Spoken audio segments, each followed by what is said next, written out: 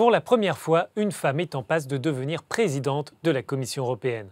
Ursula von der Leyen ne sera d'ailleurs pas la seule figure féminine à la tête des instances de l'Union, puisque Christine Lagarde est appelée à diriger la Banque centrale européenne. La parité s'installe donc petit à petit en Europe, mais des combats restent à mener. L'Allemande Ursula von der Leyen est la première femme désignée pour devenir présidente de la Commission européenne.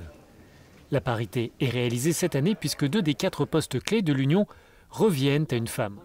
Avec la Française Christine Lagarde, la Banque centrale européenne connaîtra aussi sa première dirigeante.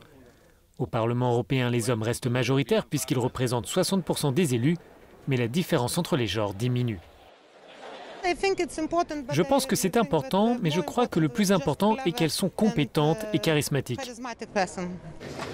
Depuis 2005, la chancelière allemande Angela Merkel représente l'un des principaux visages de l'Union européenne. Le Royaume-Uni a lui connu 2 femmes au poste de Premier ministre, mais derrière ces figures se cache une autre réalité. Actuellement, 5 États membres sur 28 sont conduits par des dirigeantes. Si la parité s'installe à la tête des institutions, certaines eurodéputées déplorent d'autres faiblesses.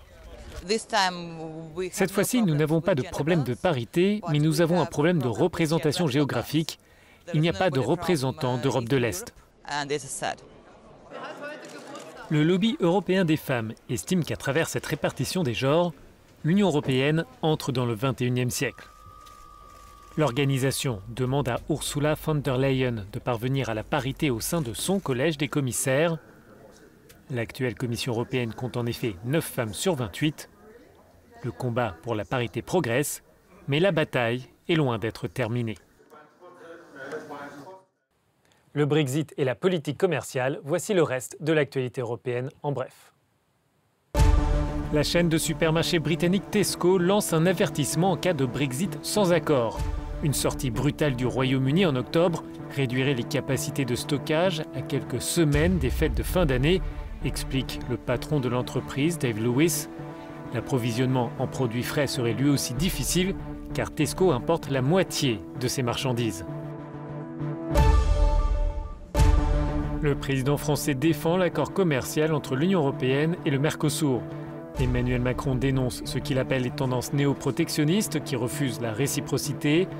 De plus en plus de voix s'élèvent en France contre ce traité de libre-échange. Les producteurs et les organisations environnementales évoquent une compétition déloyale avec les 4 pays d'Amérique du Sud.